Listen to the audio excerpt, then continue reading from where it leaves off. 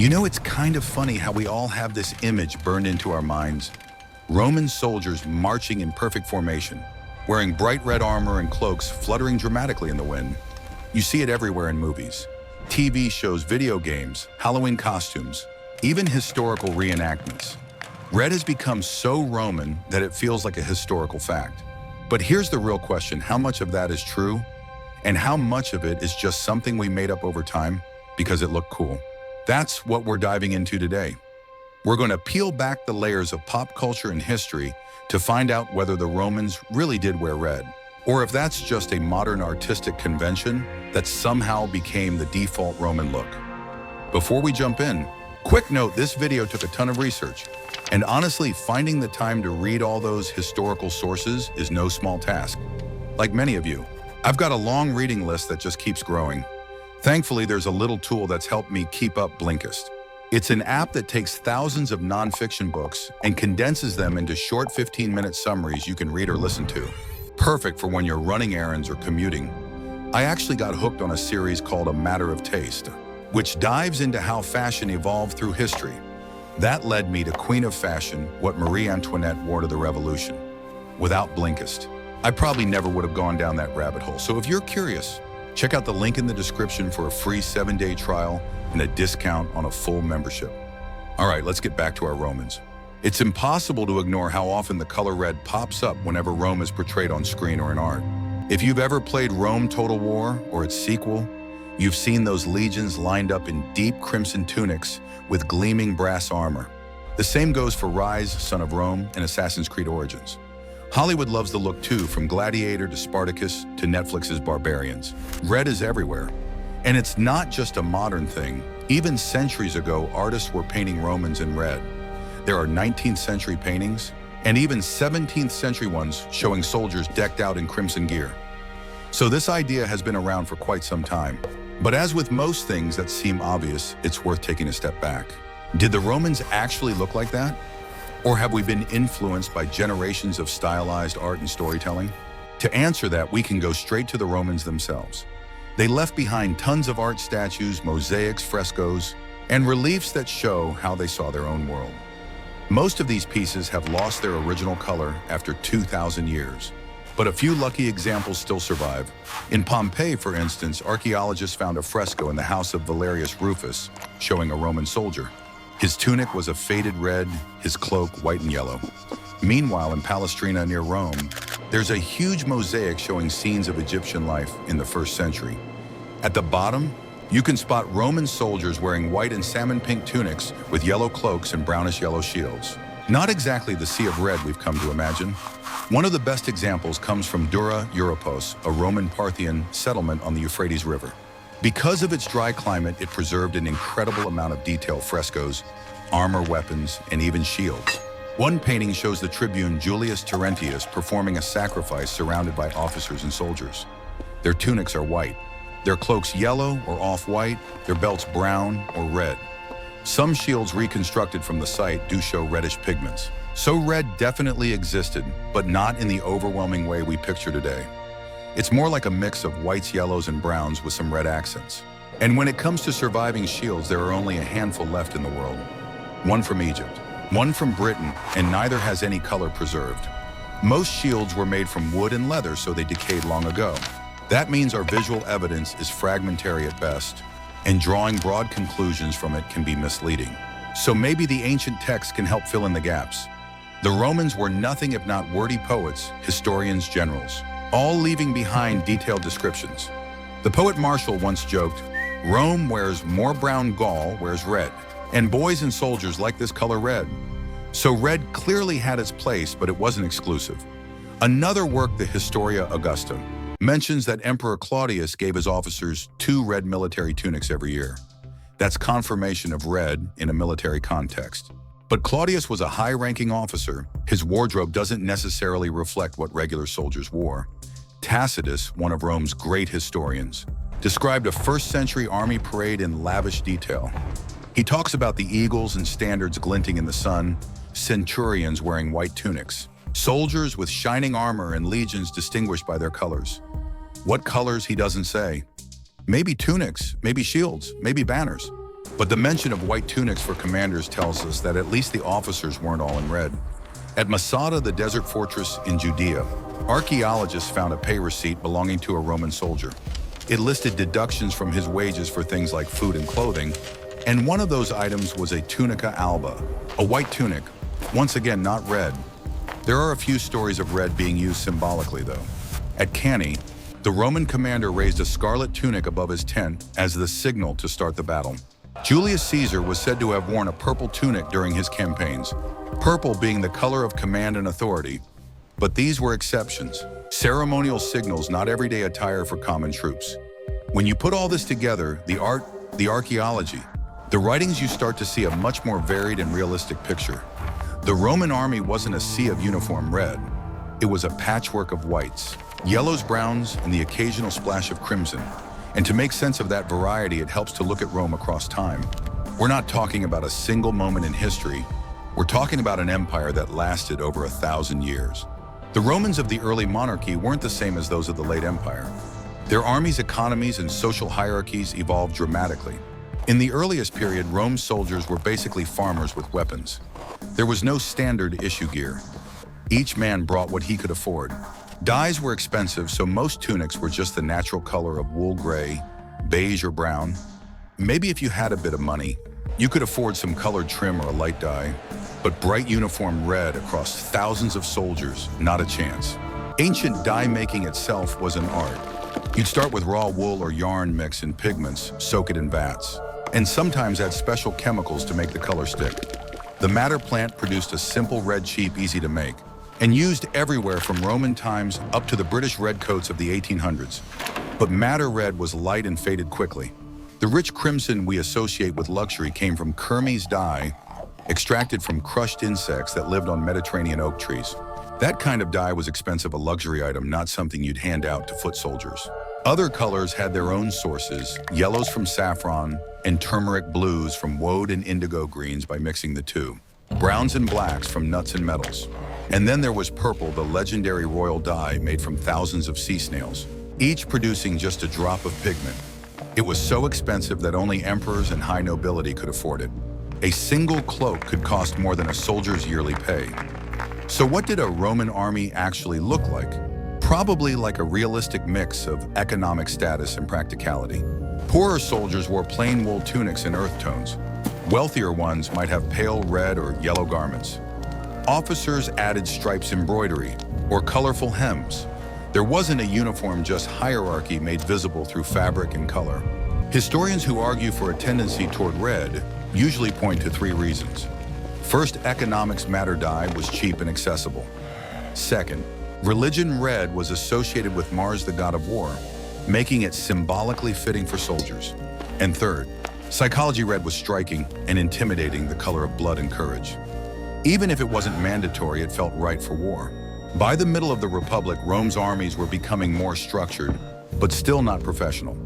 Soldiers were citizens serving temporarily, so their clothing remained a mix of whatever they could acquire.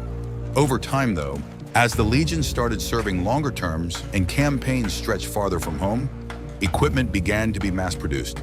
Factories or fabricae emerged to standardize gear. That's when the visual identity of the Roman soldier started to take shape. But even then, it wasn't uniform red, not yet. The shift toward standardized appearance would come later during the Imperial era, when Rome's armies became permanent professional forces spread across a vast empire. As Rome transformed from a republic into an empire, everything about its military changed. The legions were no longer just part-time citizen soldiers called up in times of need. They became professional warriors, full-time permanent members of one of the most efficient fighting machines in history. That meant training pay, hierarchy, logistics, and yes, even uniforms began to evolve. But despite what Hollywood might have us believe, this didn't suddenly turn the Roman army into a synchronized parade of men in identical bright red tunics. The truth was more complex, more practical, and honestly, a lot more interesting. With the empire came massive scale. The army expanded across continents, from the deserts of Egypt to the forests of Germania. Each region had its own climate resources and local suppliers. Tunics were woven from whatever wool was available. Cloaks were dyed using whatever pigments could be sourced nearby. That meant the Roman look varied from place to place, A legion stationed in Syria might look slightly different from one in Gaul or Britain. Some wore pale white or beige, others soft reddish hues, some yellow-brown. Standardization existed in theory, but in practice it was never perfect. By this point, dye production had become a real industry. The empire had workshops capable of mass-producing clothing equipment and armor for tens of thousands of soldiers. Archeological finds from across the Mediterranean show how Roman logistics worked like clockwork shipments of tunics, belts, boots, and cloaks moved along supply routes distributed to forts and camps throughout the provinces. The government even began regulating certain materials and colors, not because of fashion, but because of hierarchy. Some colors were reserved for high ranks. The legendary Tyrian purple made from sea snails was so rare and expensive that only emperors and elite officers were allowed to wear it. It wasn't about beauty, it was about status and authority. Wearing the wrong color could actually get you in trouble. As Rome industrialized its war machine, tunics likely became more uniform simply because mass production made them that way. But uniform didn't necessarily mean red. White wool was abundant and easy to produce. Red was achievable using cheap madder dye, but its tone could vary wildly, sometimes almost pink. Other times brownish or rusty. Some historians suggest that by the Imperial period, soldiers' tunics were typically off-white or pale reddish, because those were the most practical and affordable options. Deep crimson, the kind we see in films, was still costly and unlikely to be handed out to every legionary. There's also the question of function. A white or pale tunic would show dirt and blood more easily, while a darker red or brown could hide stains during long campaigns. It's possible that tunics for battle were dyed darker simply to look cleaner, longer a practical decision rather than a symbolic one. Roman soldiers weren't trying to look glamorous. They were trying to survive, stay warm, and keep their gear intact on endless marches across the empire. Over that tunic, each soldier wore a sagum, a thick wool cloak fastened at the shoulder with a bronze pin or brooch. The sagum was their all-purpose garment, used for warmth sleeping and sometimes even as a blanket. The color of the sagum depended on local dye availability. Some were brown or gray, some red or yellow. Officers wore a more luxurious version called the paludamentum, often in striking colors like white, blue, or scarlet. That cloak was a visual marker of authority. When a commander walked into camp wearing one, everyone knew who he was. The shields, on the other hand, tell a slightly clearer story. While the tunics might have varied the shield, the iconic rectangular scutum became a canvas for identity. A passage from the writer Vegetius, who described the army of the late empire, mentions that every cohort had its shields painted in a specific pattern to avoid confusion during battle. Each soldier's shield carried his name, his cohort number, and his century. So while the tunics underneath might have been a mix of shades, the shields above them created unity, flashes of color and pattern moving together like a single living wall. And it makes sense, in the chaos of battle shields were the most visible part of a soldier's kit. That's where color mattered most. Still, when it comes to exactly what those colors were, we're left guessing. The famous late Roman document Notitia Dignitatum, essentially a directory of military units, includes illustrations of shield designs from the 4th and 5th centuries. They show a dazzling variety of symbols and colors: blue, yellow, red, green, white, gold. But this is centuries after the height of the empire, and it's unclear how much those designs reflect earlier traditions. It's possible that by the late empire, when the army was more bureaucratic and fragmented, color coding became more common simply to keep track of units. But in earlier centuries, it's still a gray area, literally and figuratively. So let's step back for a second. Why did the image of the red Roman soldier become so dominant if history itself is so inconclusive? A lot of it comes down to psychology, art, and storytelling. Over time, artists and filmmakers developed a visual shorthand, a way to instantly tell viewers, these are the Romans. Red became that shorthand. It's bold, eye-catching, and symbolic of power, blood, and war. In Renaissance and later European art, red was associated with imperial majesty. Painters from the 1600s and 1800s often dressed ancient figures in red simply because it looked regal. By the time early Hollywood picked up the torch in the 20th century, that color had become inseparable from Rome's image. It wasn't about accuracy anymore, it was about iconography. Even modern historians and reenactors have leaned into that tradition because it's visually striking and practical. Red dye is cheap and recognizable. A field of red tunics looks cohesive in a parade or film. But ironically, our insistence on Roman red says more about us than it does about the Romans. It reflects how we like our history, clean, dramatic, and easy to recognize. Reality, of course, is much messier. Imagine stepping into a time machine and finding yourself in a Roman camp along the Rhine around the 2nd century CE. You wouldn't see rows of uniformed crimson soldiers like in the movies. You'd see a living, breathing collage of humanity. Some men in off-white tunics stained from weeks of marching, others in faded pinkish or brownish ones. A few officers in brighter cloaks trimmed with color, shields lined up painted with bold patterns, eagles, lightning bolts, serpents, or geometric designs glowing under the sun. The air thick with the smell of smoke, leather, sweat, and iron. That's the real Rome, less polished. More practical, but no less awe-inspiring. It's also worth noting that color in the ancient world carried different meanings than it does today. Red wasn't always a sign of aggression. It could symbolize life vitality or divine protection. The god Mars, after all, wasn't just about war, he represented fertility and growth too. Wearing red could be a nod to the cycle of life and death, not just to bloodshed. So even when Roman soldiers wore reddish tones, it might not have been about intimidation. It could have been about identity, faith, or simple practicality. There's another fascinating layer to all this maintenance. Keeping bright red tunics looking fresh in the field would have been nearly impossible. Ancient laundry involved fullers, professional cleaners, who used a mix of water clay and, believe it or not, stale urine to wash and whiten clothes. The ammonia acted as a natural detergent. The process worked well for whites and light colors, but could easily strip or dull expensive dyes. So even if a tunic started out crimson, months of wear and cleaning would fade it into a muted, dusty tone. In short, the brilliant red uniforms we picture probably never stayed that bright for long. When you put all of this together, the archaeology, the texts, the dye chemistry, and the logistics, a clearer pattern emerges. There was no single Roman red.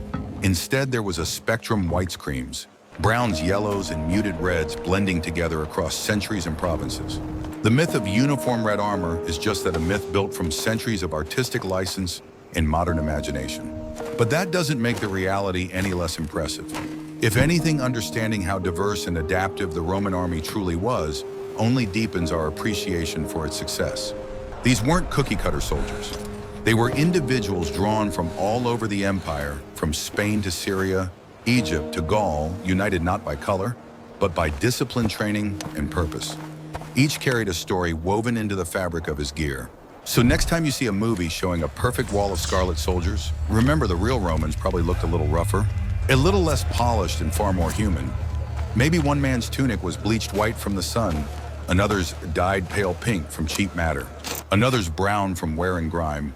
Maybe a centurion's cloak shimmered with a brighter hue, standing out like a torch among his men. Together, they'd still form that unmistakable presence, the Roman army, not because of the color they wore, but because of the discipline and power they carried. And that's the beautiful irony. The color red didn't define Rome. Rome defined the color red. Over centuries, the empire's blood banners and glory painted the idea of red into our imagination. We turned it into a symbol of courage, conquest, and empire. The Romans themselves might not have chosen it consciously, but history did. It's fascinating how certain images can outlive the truth. Rome's connection to the color red is one of those cases, an artistic echo that became stronger with every retelling. When the empire fell, and centuries of history washed over Europe, the idea of the Roman soldier didn't vanish. It evolved, reshaped by each generation that tried to recreate the glory of the ancient world. And with every retelling, that red became deeper, brighter, and more symbolic until it became something close to sacred. During the Middle Ages, when Europe was fragmented into small kingdoms and city-states, the memory of Rome still loomed like a ghost. Artists, monks, and scholars saw the empire as the height of civilization, a golden age of order and strength. But few really knew what Roman life had looked like. Ancient texts were rare. Statues had lost their paint. Frescoes had faded. So when artists painted Romans, they filled in the blanks with what felt right rather than what was accurate. Red, bold, warm, and regal fit perfectly. It stood out on parchment and stained glass. In illuminated manuscripts, Roman generals were painted in crimson cloaks, not because anyone had proof that's what they wore, but because red symbolized leadership power and divine favor. As time went on, that symbolism only grew. In the Renaissance, the rebirth of classical culture meant Rome came roaring back into fashion.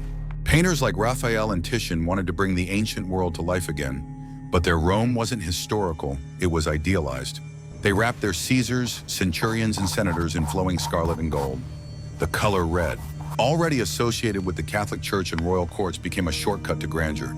When a Renaissance painter reached for red, they were reaching for empire itself, for that intoxicating blend of beauty, authority, and dominance that Rome had come to represent.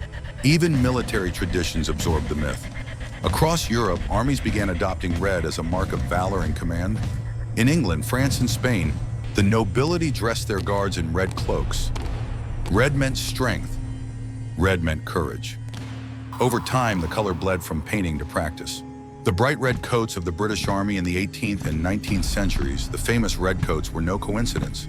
They were heirs to a symbolic lineage stretching all the way back to Rome, even if that lineage was more myth than memory. The idea was simple: red looked powerful, and power needed to be seen. When the age of empire returned in the modern era, so did Rome's shadow.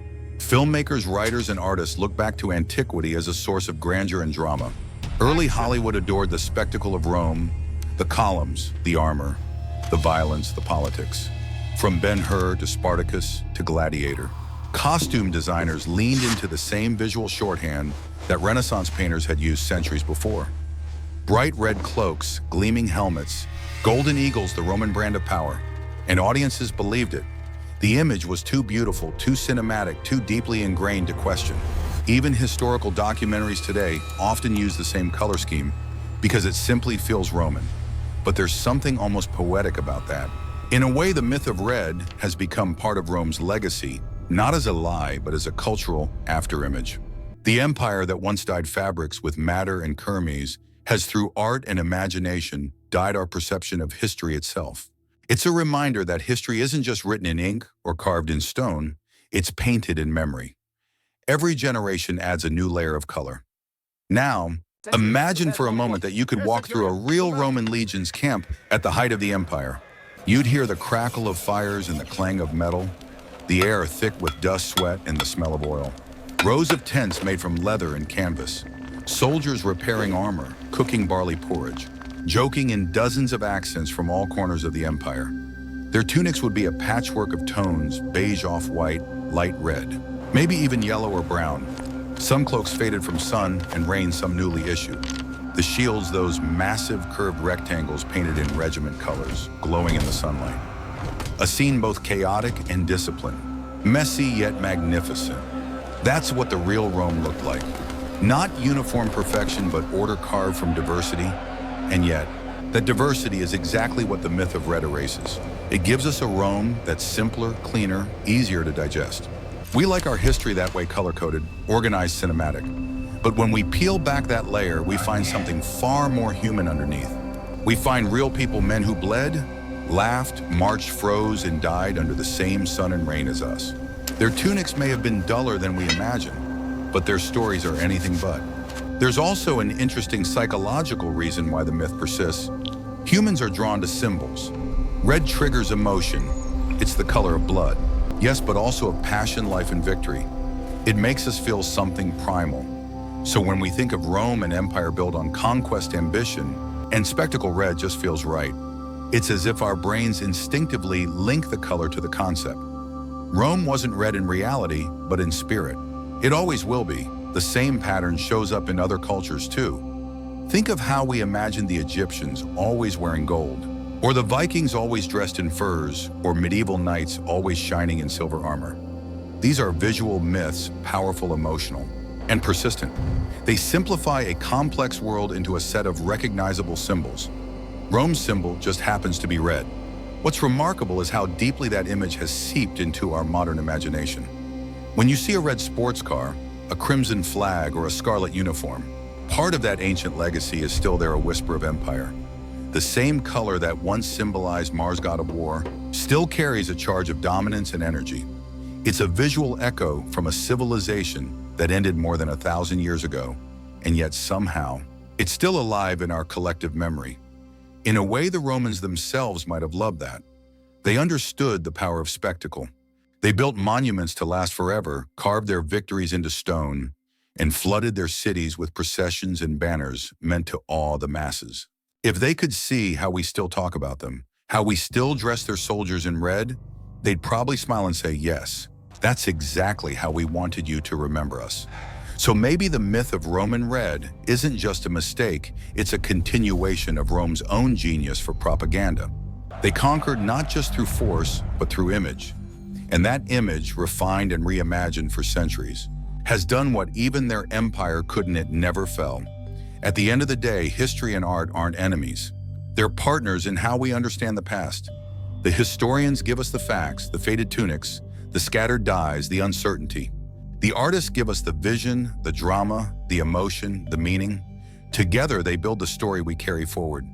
And sometimes, that story shines brighter than reality ever did.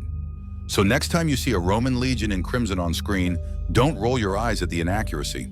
Smile at the poetry of it. It's not about whether the tunic was red or white, it's about what that red means.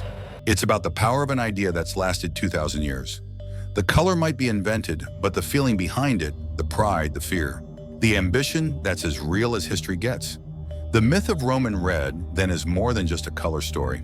It's a reflection of how we humans build meaning. We paint the past with the shades we need, glory, strength, courage, and in doing so, we keep it alive. Maybe the Romans wore off white. Maybe their shields were yellow or brown. But when we picture them wrapped in red, what we're really seeing is the pulse of history itself, still beating, still vivid, still alive in our imagination. And that, more than any dye or pigment, is what truly lasts.